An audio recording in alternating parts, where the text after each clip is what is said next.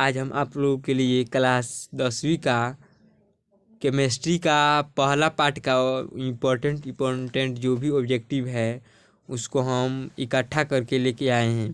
देखिए, केमिस्ट्री का पहला चैप्टर का नाम है रासायनिक अभिक्रियाएं एवं समीकरण। इसमें पहला क्वेश्चन है कि Zn+Cu अभिक्रिया हुआ है तो Zn+SO4+Cu, यानी कि ऊपर दी गई रासायनिक अभिक्रिया किस प्रकार की है? संयोजन अभिक्रिया, विस्थापन अभिक्रिया, द्विविस्थापन अभिक्रिया, वियोजन अभिक्रिया। तो इसमें आप लोग देख रहे हैं कि Cu का स्थान जो है Zn क्या कर लिया है, ले लिया है, और Zn Cu के स्थान को विस्थापित कर दिया है। तो ये कौन अभिक्रिया होगा? विस्थापन अभिक्रिया होगा। अगला क्वेश्चन यानी कि इसका उत्तर जो होगा क्या होगा? बी होगा। चलिए अगला क्वेश्चन देखते हैं। जब मैग्नीशियम फीता को जलाया जाता है तो उत्पन्न आग की लौ होती है, यानी कि मैग्नीशियम रिबन को जब जलाया जाता है तो जो उत्पन्न आग होती है उसका लौ कैसा होता है? पीली, नीली, चमकीला, उजला या लाल। तो इसका जो राइट आंसर होगा क्या होगा? चमकीला, उजला। इसका आंसर होगा सी नंबर होगा। चलिए अगला क्वेश्चन देखते हैं 3 नंबर। निम्नलिखित में से कौन सा बुझा हुआ चूना है? देखिए, बुझा हुआ चूना का सूत्र जो होता है CaOH का होल ट्वाइस होता है। CaOH का क्या होगा? Whole twice. इसका राइट आंसर होगा उत्तर बी होगा। चौथा बोला है कि एक जांच परख नली में लिए गए बिलियन में एक लोहे की कील को डुबोया गया। आधे घंटे के बाद यह देखा गया कि बिलियन का रंग परिवर्तित हो चुका है। उस जांच परख नली में बिलियन था। देखिए, एक जांच परख नली में लोहे की कील को जब डुबाया जाता है तो आधे घंटे के बाद उसका रंग क्या हुआ? बदल गया है। तो आपको बताना है कि ये कौन सा अभिक्रिया हुआ इसमें? तो CuSO4 हुआ है यहाँ पे। इसका उत्तर जो होगा क्या होगा? बी हुआ है, यानी कि कॉपर सल्फेट का क्रिया यहाँ, कॉपर सल्फेट ऑक्साइड का क्रिया यहाँ हुआ है। उत्तर बी होगा। चलिए अगला क्वेश्चन देखते हैं 5 नंबर में। Na2SO4 प्लस BaCl2 से अभिक्रिया हुआ है तो BaSO4 प्लस 2NaCl, यानी कि इसमें कौन सा अभिक्रिया हुआ है? देखिए, इसमें द्विविस्थापन हुआ है, यानी कि अदला बदली हुआ है। इसमें आप लोग जैसे देख पा रहे हो कि इसमें एक दूसरे से क्या हुआ? अदला बदली हुए, उन्हें हम लोग द्विविस्थापन अभिक्रिया कहते हैं। और इसका राइट आंसर जो होगा क्या होगा? सी होगा, यानी कि द्विविस्थापन अभिक्रिया। अगला देखते हैं। साग सब्जियों का विघटित होकर कंपोस्ट बनना किस अभिक्रिया का उदाहरण है? देखिए, साग सब्जी जब कंपोस्ट बनता है तो उसमें जो होता है ऊष्माक्षेपी अभिक्रिया होता है, यानी कि ऊष्माक्षेपी। इसका राइट आंसर जो होगा क्या होगा? बी नंबर होगा। साथ में देखते हैं उपचयन वह प्रक्रिया जिसमें, देखिए, उपचयन में ऑक्सीजन को जोड़ा जाता है और अपचयन में हाइड्रोजन को जोड़ा जाता है। तो पूछता है कि उपचयन वह प्रक्रिया जिसमें ऑक्सीजन का क्या होता है? योग होता है। तो इसका जो राइट आंसर होगा क्या होगा?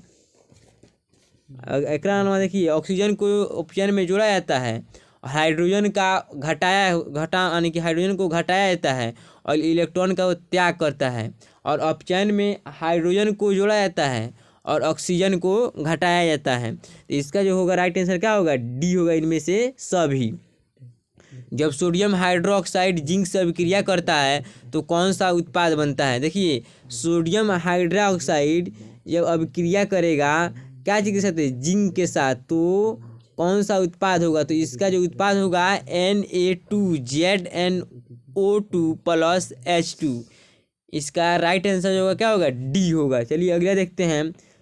CuOH2 से अभिक्रिया हुआ है Cu प्लस H2O, किस प्रकार की अभिक्रिया है? तो यह जो है इसमें हाइड्रोजन को क्या किया है? जोड़ा गया है, और यह होगा जो अपचयन अभिक्रिया होगा। इसका राइट आंसर क्या होगा? 9 का राइट आंसर बी होगा। चलिए आगे देखते हैं 10 में। नीचे दी गई अभिक्रिया में कौन सा कथन सही है? जो भी अभिक्रियाएं दिया गया है, देखिए 2Cu प्लस O2 अभिक्रिया हुआ तो 2Cu। पूछता है कि कौन कौन सा अभिक्रिया इसमें? कॉपर का ऑक्सीकरण हुआ है। पूछता है कॉपर का अवकरण हुआ है, कॉपर का नाइट्रेशन, ए और बी दोनों। तो इसमें देखिए कॉपर को ऑक्सीकरण किया गया, यानी कि कॉपर के साथ ऑक्सीकरण का योग हुआ। इसका राइट आंसर तो क्या होगा? ए होगा। चलिए आगे देखते हैं 11 नंबर क्वेश्चन। निम्नलिखित में से कौन सा उत्पाद लेड नाइट्रेट को गर्म करने पर प्राप्त होता है? देखिए, बोल रहा है कि लेड नाइट्रेट को जब गर्म किया जाता है तो क्या प्राप्त होता है, तो इसमें NO2 और O2 ये दोनों पदार्थ हमें प्राप्त होते हैं। इसका जो राइट आंसर होगा क्या होगा, डी होगा, यानी कि 11 का राइट आंसर डी होगा। चलिए आगे देखते हैं। समीकरण CaCO3 plus CaO plus CO2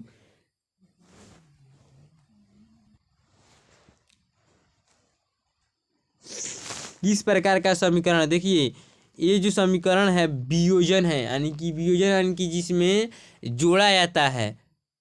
देखिए तो वियोजन जोड़ा जाता है, बल्कि कि एक पदार्थ टूटकर वियोजन में जब एक पदार्थ टूटकर दो नए पदार्थों का निर्माण करते हैं तो उसे वियोजन अभिक्रिया कहते हैं, और जिसमें जुड़ता है उसको संयोजन कहते हैं।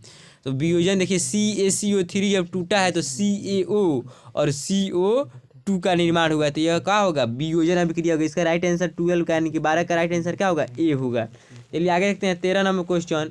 Silver chloride AgCl silver chloride को AgCl से भी सूचित किया जाता है का रंग क्या है, तो इसका जो रंग होता है कैसा होता है, हरा होता है। इसका राइट आंसर क्या होगा, सी होगा।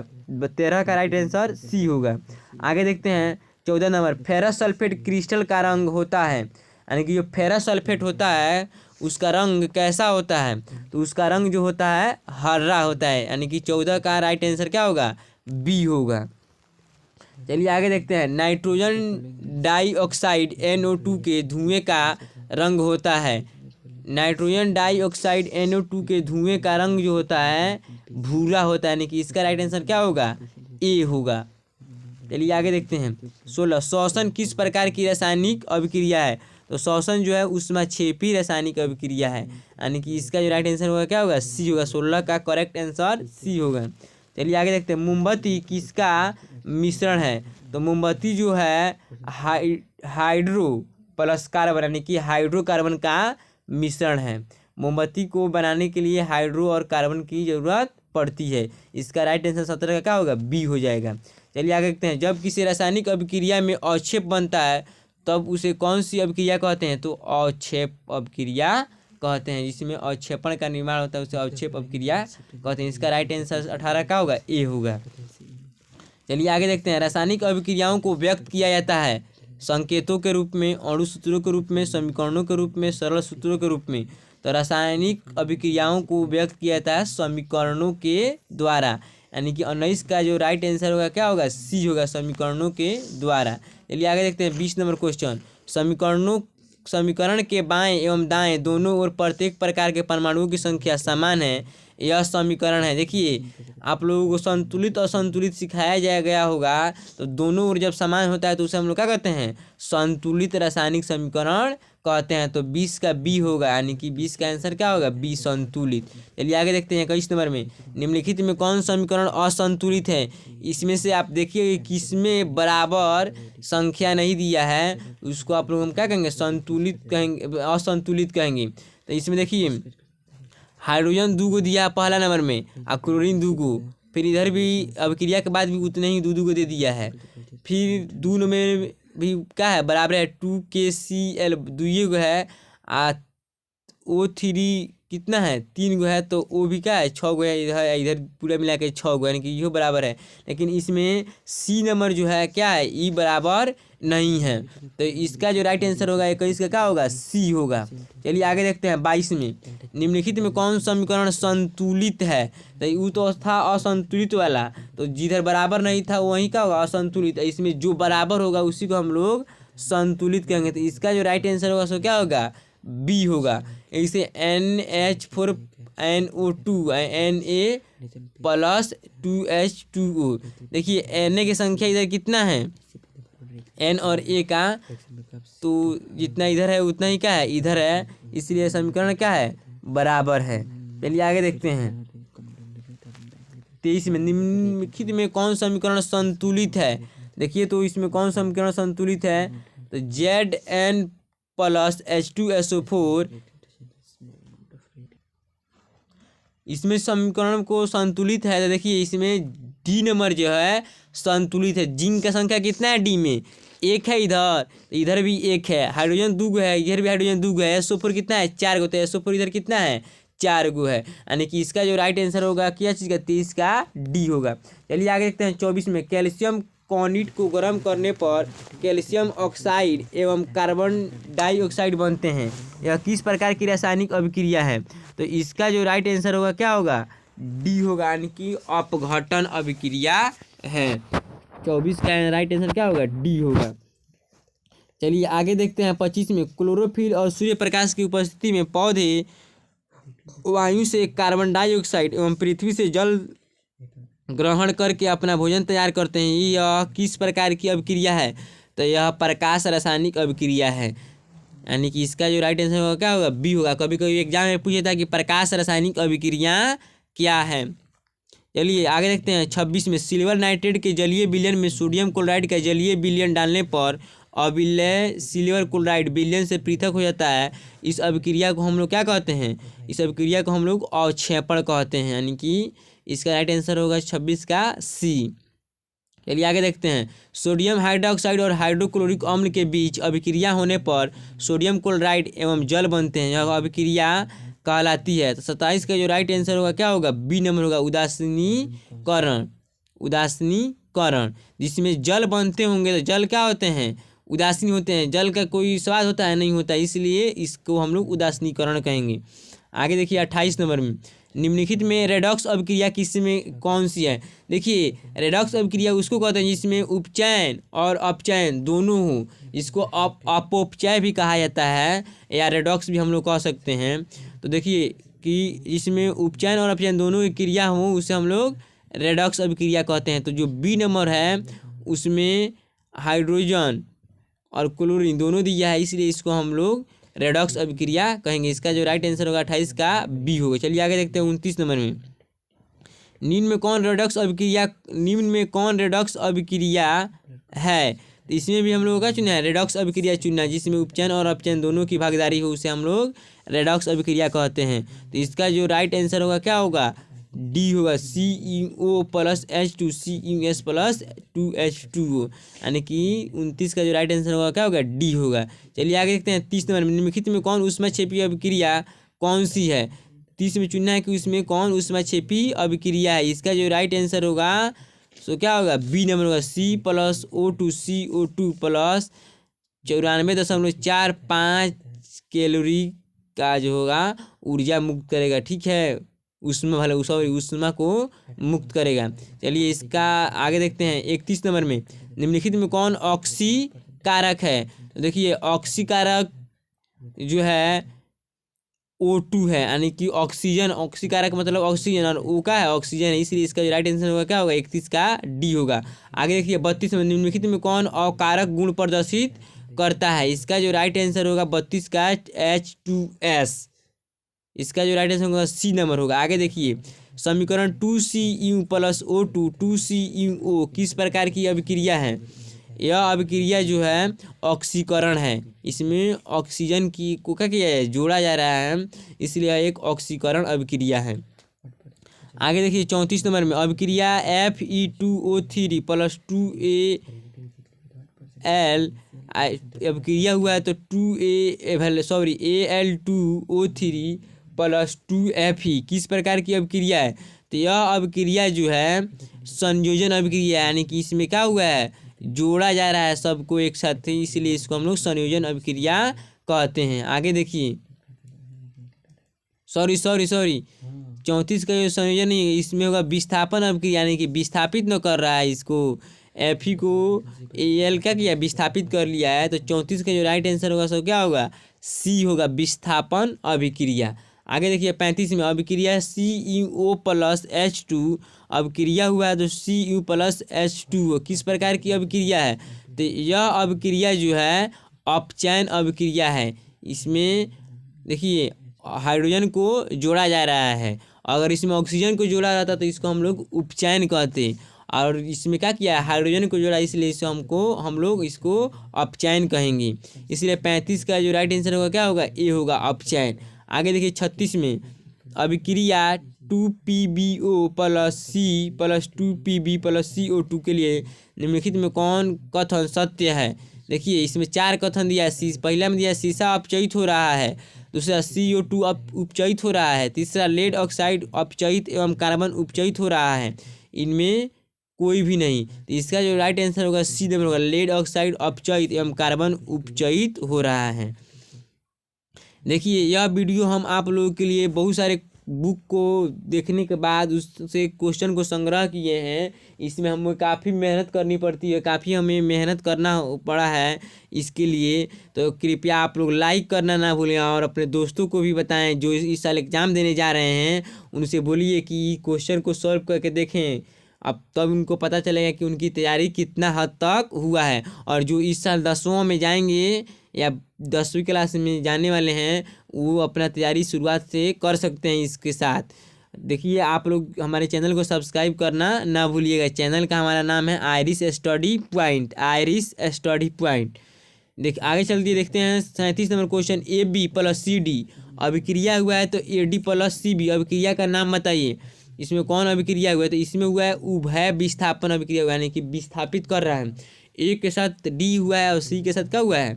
B हुआ है, यानी कि अपने अपने स्थान को क्या कर रहे हैं? विस्थापित कर रहे हैं, यानी कि इसमें 37 का C होगा राइट आंसर। आगे देखिए 38 नंबर, दूध से दही बनना कैसा परिवर्तन है? बहुत ही ईजी सवाल है। दूध से दही बनना रासायनिक परिवर्तन, इसका राइट आंसर क्या होगा? 38 का राइट आंसर बी होगा। 39 में देखते हैं, रासायनिक अभिक्रिया में भाग लेने वाले पदार्थों को कहते हैं, रासायनिक अभिक्रिया में भाग लेने वाले पदार्थ को कहते हैं अभिकारक कहते हैं। और रासायनिक अभिक्रिया के फलस्वरूप जो भी कुछ उत्पाद बनता है उसे हम लोग प्रतिफल या उत्पाद कहते हैं। चलिए 39 का जो राइट आंसर होगा क्या होगा? सी होगा, अभिकारक। आगे देखते हैं 40 नंबर में, वे अभिक्रियाएं जिनके घटित होने में ऊर्जा अवशोषित होती है कहलाती है ऊष्मा शोषी। जिसमें ऊष्मा का शोषण होता है यानी कि ऊष्मा घटता है, उन्हें हम लोग ऊष्मा शोषी अभिक्रिया कहते हैं, यानी कि 40 का राइट आंसर क्या होगा? डी होगा।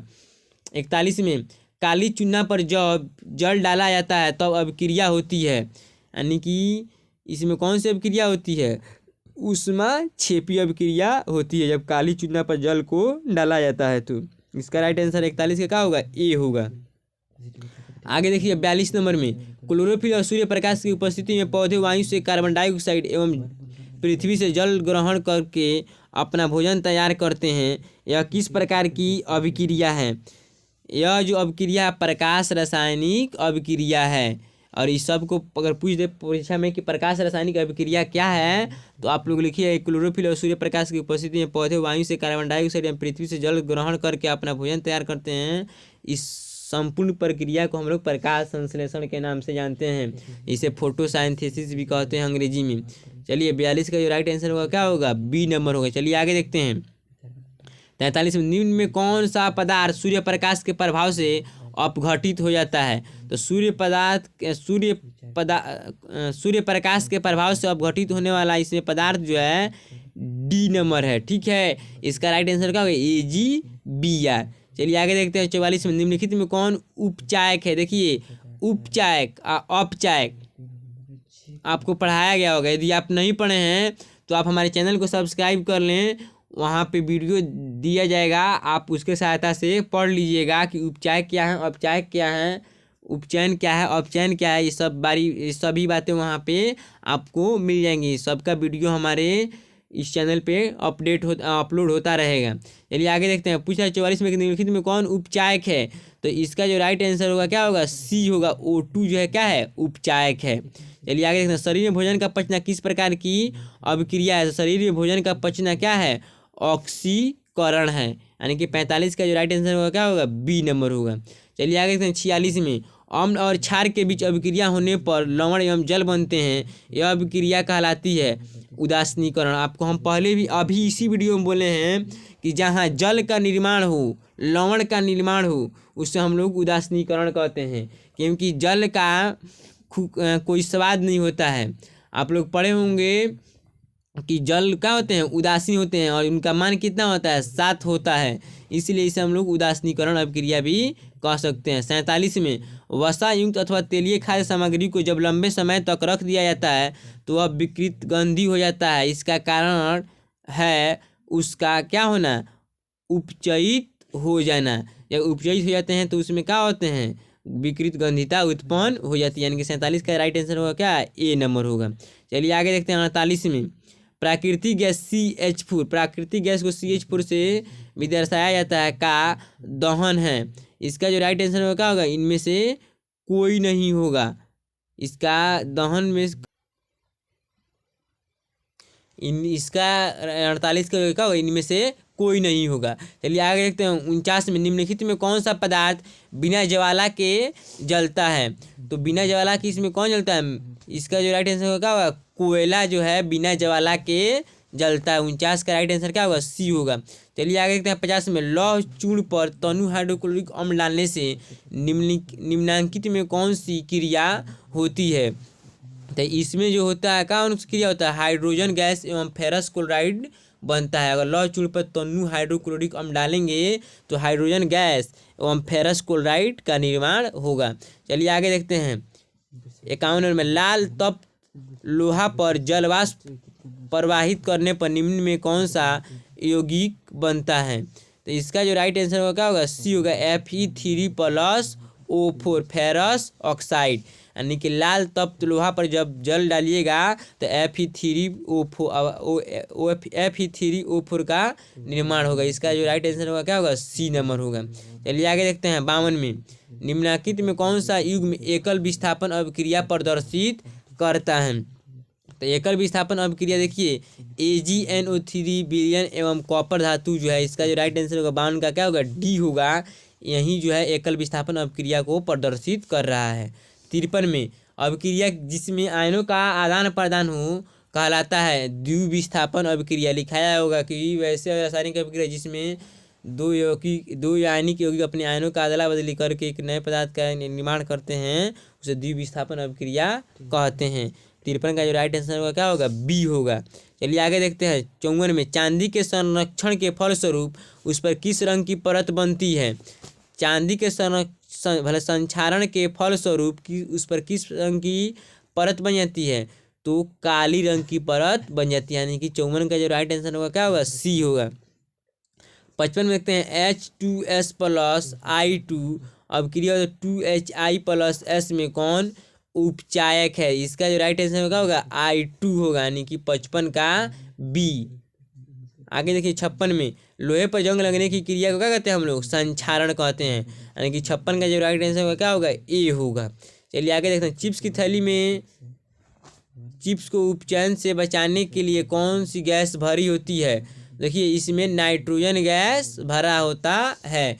अगर कोई भी कुरकुरा मंत्री जी इसे आप लोग जो खाते हैं ना गाँव में, उन सब में नाइट्रोजन गैस भरा होता है, ताकि नाइट्रोजन गैस जो होता है कम सक्रिय होता है, जिसके कारण वह अधिक दिनों तक उसमें आसानी से रह जाते हैं। अगर उसी में अगर नाइट्रोजन गैस नहीं, अगर ऑक्सीजन भर दिया जाए तो बहुत कम समय में वो सारे खाद्य पदार्थ क्या हो जाएंगे, खराब हो जाएंगे, जो खाने योग्य नहीं बच जाएंगे। यानी कि इसका जो राइट आंसर होगा क्या होगा, 57 का बी नाइट्रोजन होगा। चलिए आगे देखते हैं, देखिए थोड़ा मिस प्रिंट हो गया है, थोड़ा टाइपिंग के वक्त थोड़ा गलत हो गया है, इसमें सी हो गया है, आप लोग इसको ध्यान दीजिएगा, थोड़ा बी होगा ये, सॉरी इसके लिए। आगे देखिए, नम वायु की उपस्थिति में लोहे की बनी हुई वस्तुओं पर कुछ समय के पश्चात जंग लग जाता है, जिससे काफ़ी क्षति होती है। इस क्रिया को हम लोग क्या कहते हैं, संक्षारण के नाम से जानते हैं। संक्षारण में आप लोग जान भी क्यों होते हैं, जब हवा की उपस्थिति में लोहे के पदार्थ पर क्या होता है, एक अलग तरह का परत जम जाता है, जिसे हम लोग संक्षारण कहते हैं। 58 का जो राइट आंसर होगा क्या होगा, बी होगा, संक्षारण। आगे देखिए 58 हो गया ना, कितना का। अब आज के लिए पहला पार्ट में इतना ही, ठीक है। आप लोग इसको रिवीजन कीजिए, और जो इस साल बोर्ड के एग्ज़ाम देने जा रहे हैं, इनके लिए हम लगातार ऐसे ही हर एक पार्ट से अलग अलग चुनिंदे क्वेश्चन लेके आएंगे, और उन बच्चों को इस वीडियो के साथ अपना कॉन्फिडेंट जो है डेवलप करना है, और देखना है कि उनकी तैयारी किस हद तक हुई है। और जो इस साल 10वीं क्लास में जा रहे हैं या 10वीं क्लास में जाने वाले हैं, उन बच्चों के लिए वीडियो काफ़ी लाभदायक होने वाला है, क्योंकि उनको ऑब्जेक्टिव का हम वीडियो लगातार लेके आ रहे हैं, उनके लिए भी लाभदायक होगा। और इस साल परीक्षा देने जा रहे हैं इस साल, उनके लिए भी यह लाभदायक होने वाला है यह वीडियो। इसलिए आप हमारे चैनल को सब्सक्राइब करना ना भूलें। यदि आपके कोई दोस्त हैं वो भी इस साल 10वीं में जा रहे हैं या 10वीं क्लास की परीक्षा देने वाले हैं तो हमारे वीडियो को उनके साथ शेयर करना ना भूलें। चलिए, थैंक यू।